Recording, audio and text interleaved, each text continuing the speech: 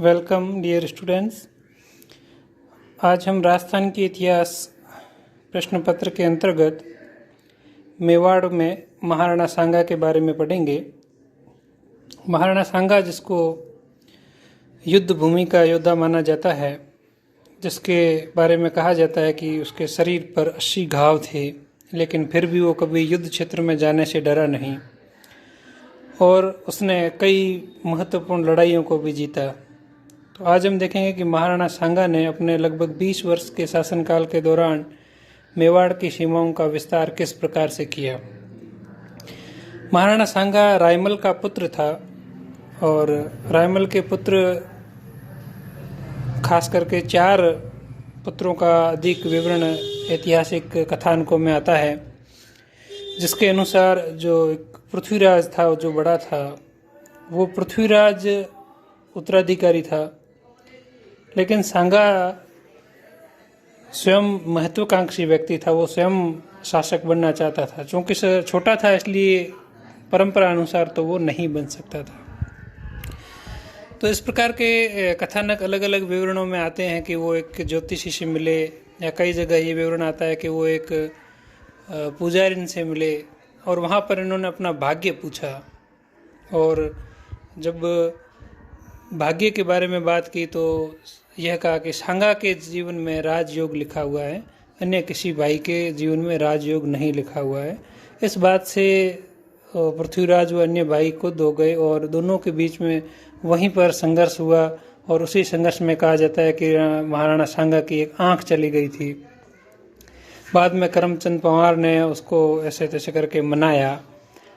और जब रायमल की मृत्यु हुई, उससे पहले ही पृथ्वीराज को किसी ने जहर देकर के मार दिया था और अन्य भाई भी या तो कहीं दूर दूसरे प्रदेश में चले गए थे या उनकी मृत्यु हो गई थी। तो कुल मिला के ये निष्कर्ष है कि जब रायमल की मृत्यु हुई तो महाराणा सांगा ही एकमात्र विकल्प के रूप में बचा था, इसलिए सभी सरदारों ने उसको राजा घोषित कर दिया। तो जब वो शासक बना 1509 ईस्वी में, तो उस समय दिल्ली में जो सुल्तान था वो लोधी था, सिकंदर लोधी, जो काफ़ी शक्तिशाली शासक था।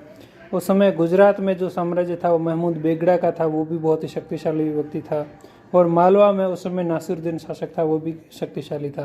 तो इस प्रकार से उसके 3 और जो बड़े राज्य थे वो शक्तिशाली शासकों के द्वारा शासित थे और वो हमेशा मेवाड़ के क्षेत्रों को जीतने के लिए तत्पर रहते थे। इसलिए उसने करमचंद पंवार की मदद से उसने सिरोही और बांगड़ के शासकों को करमचंद पंवार को जो अपने पक्ष में ले लिया, फिर सिरोही और बांगड़ के शासकों को भी अपना मित्र बना लिया और उसको अपने अधीन कर लिया। और फिर ईडर और मारवाड़ से भी उसने मित्रता स्थापित कर ली। तो इस प्रकार से उसने अपने आसपास के क्षेत्र जो थे, जो निकटतम पड़ोसी थे, वहाँ पर मित्रता करने का प्रयास किया, ताकि जब इन राजाओं के साथ में संघर्ष हो तो वो उनकी मदद करें।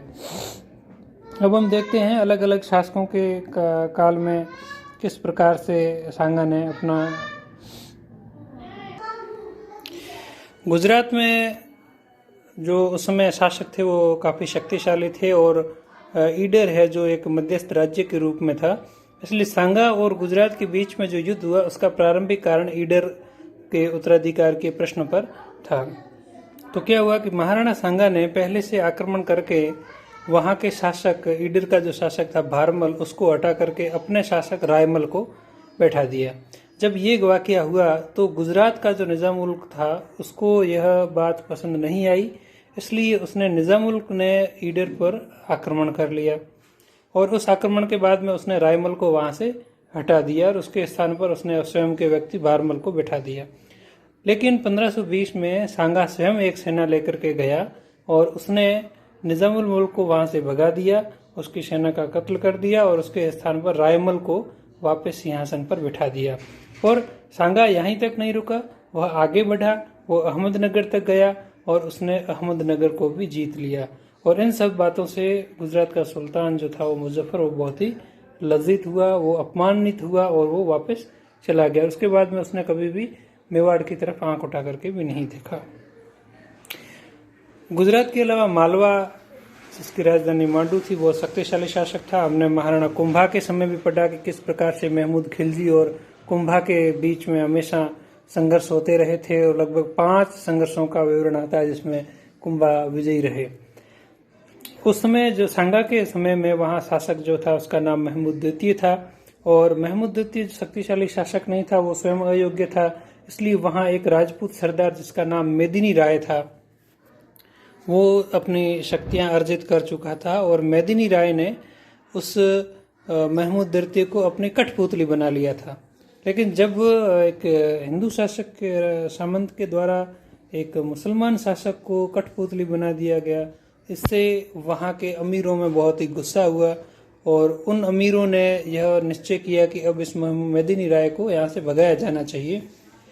जब अमीरों ने यह संकल्प लिया कि इसको यहाँ से हटाना है, तो फिर वो गुजरात गए और वहाँ गुजरात के मुसलमान शासक से मदद ली, और मेदिनी राय को वहाँ से भाग करके चित्तौड़ आना पड़ा। वो चित्तौड़ क्यों आया? क्योंकि वो चित्तौड़ में राणा सांगा की मदद लेना चाहता था।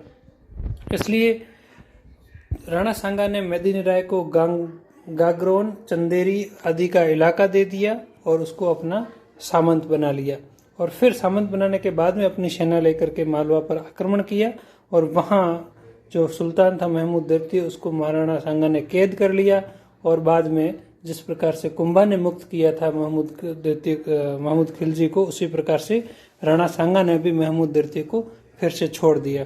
इसके बाद में मालवा का भी संघर्ष है वो यहाँ पर नहीं हो सका। उस समय दिल्ली में जो शासक था वो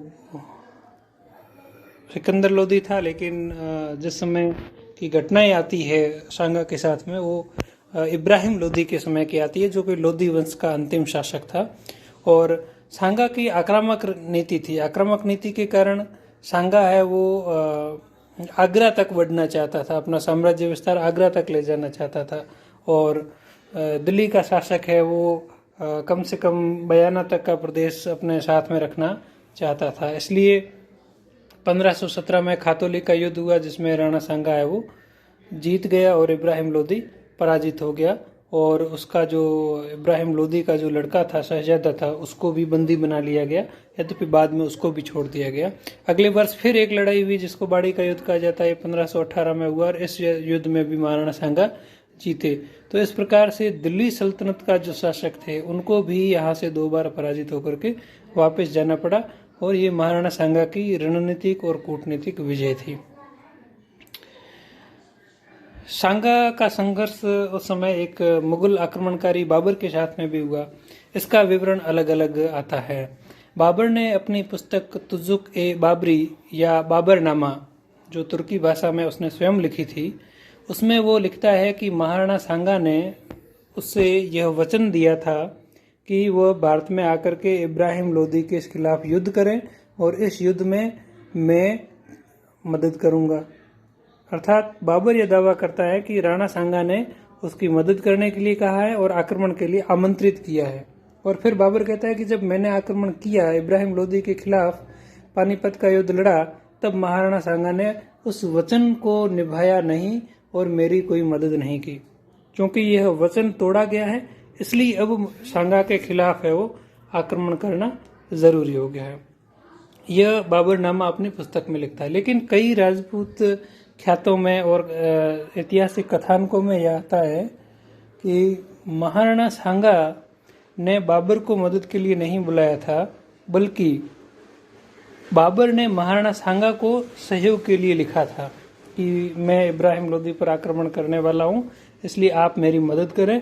और इस मदद के बदले में यह शर्त थी कि बाबर दिल्ली का प्रदेश रखेगा और आगरा तक का प्रदेश है वो सांगा को मिल जाएगा। तो ये दोनों अलग अलग दावे आते हैं, इसमें इतिहास में कई इतिहासकारों के बीच में आपस में सहमति नहीं बन पा रही है। कुल मिला के ये है कि यदि प्रसंग वंश देखें भी तो सांगा जो उसमें शक्तिशाली था वो इब्राहिम लोदी को हरा चुका था, तो उसको इब्राहिम लोदी को हराने के लिए किसी विदेशी आक्रमणकारी की मदद की आवश्यकता हो ऐसा उचित नहीं जान पड़ता है।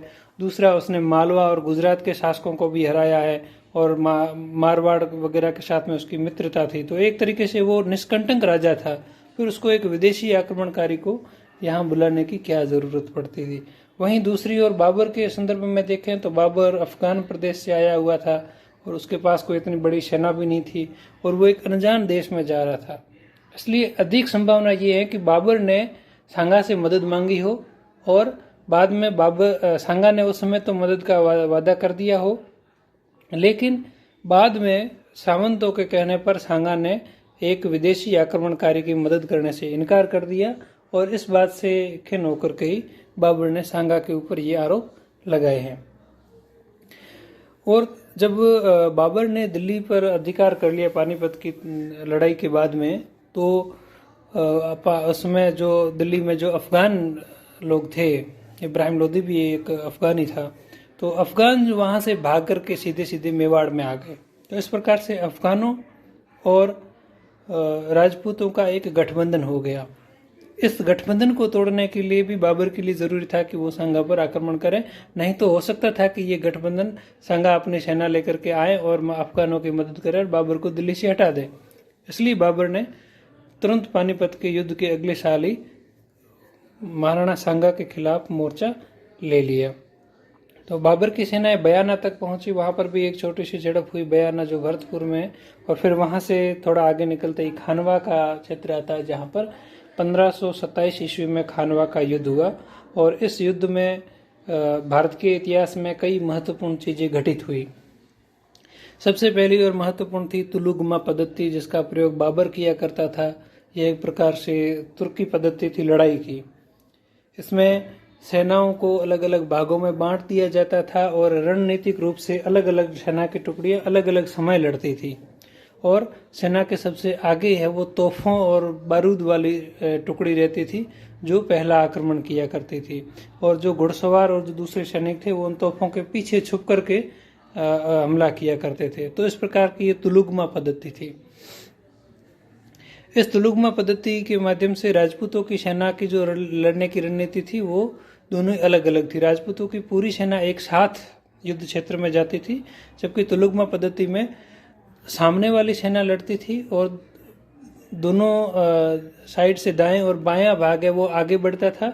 और ये तीनों ही जब भाग, सामने वाला, दायां और बायां, ये तीनों ही भाग जब युद्ध क्षेत्र में लड़ने के लिए युद्ध में जब शामिल हो जाते थे, तब एक पीछे बची हुई टुकड़ी रहती थी जो इनका घेरा डाल करके शत्रु की सेना को पीछे से घेर लेती थी। तो इस प्रकार से शत्रु की सेना चारों तरफ से घिर जाती थी। तो ये थी तुलुगमा पद्धति, इसका प्रयोग किया गया। लेकिन ये युद्ध होने से पहले बहुत सारी चीजें हुई जो बाबर की मानसिकता और उस समय की परिस्थितियों को दिखाती है। कि सांगा की सेना के सामने जब बाबर की सेना आई तो सैनिकों ने लड़ने से इनकार कर दिया। क्यों? क्योंकि एक तो सांगा की उपलब्धि और ख्याति इतनी थी कि सेना डर गई कि वो निश्चित रूप से हार है, और दूसरी सेना काफ़ी समय से अपने मूल ज़मीन को छोड़ चुकी थी, तो उनको अपने घर की भी याद आ रही थी।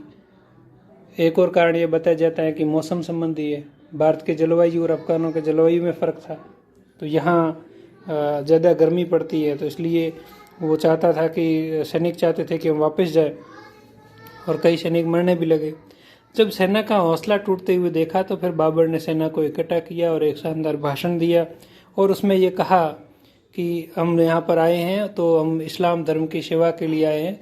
यदि हम यहाँ पर मर जाएंगे युद्ध करते करते तो हम गाजी कहलाएंगे। और यह जो युद्ध है यह काफिरों के खिलाफ युद्ध है, और जो युद्ध काफिरों के खिलाफ किया जाता है उसको जिहाद कहते हैं।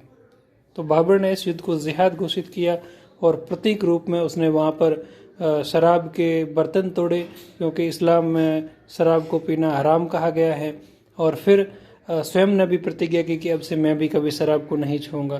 तो इस प्रकार से उसने एक भाषण के माध्यम से इस युद्ध को धार्मिक रूप देते हुए अपने सैनिकों में जोश को बनाए रखा। और इस युद्ध में महाराणा सांगा की पराजय हुई, तो इसके बहुत सारे कारण हैं, लेकिन कुछ कारण जैसे एक दो का स्पष्ट कर दूं कि एक तो सलहंदी तंवर जो सांगा की सेना में था उसने अपना पासा पलट दिया और वो बाबर के साथ जाकर के मिला। तो ये तो भारत के इतिहास के कई युद्धों में आता है कि जब यहाँ पर के विश्वासघाती या जयचंदों ने अपना पाला बदल करके अपने को ही हराया हो। दूसरा, सैन्य संगठन की कमजोरी भी इसका कारण माना जाता है। बाबर जो लिखता है वो तो अपनी सेना तो 12,000 लिखता है और सांगा की सेना 1,20,000 लिखता है। तो ये तो संख्या के आंकड़े बहुत ही विरोधाभासी लगते हैं और सही नहीं है। कुल मिला के इतना कहा जा सकता है कि सांगा की जो सेना है वो सेना इतनी संगठित नहीं थी जितनी कि बाबर की सेना थी, क्योंकि राजपूतों की जो सेनाएं हुआ करती थी वो सामंतों की सेनाएं थी। सांगा के बारे में कहा जाता है कि उसके समय में लगभग 108 सामंत है उसके दरबार में आया करते थे। तो 108 सामंतों की सेनाएं थी, जिनके अलग अलग राजा ऐसी पदवियां थी। तो वो अपने अपने सरदार के प्रति अधिक वफादार थे, न कि शासक के प्रति।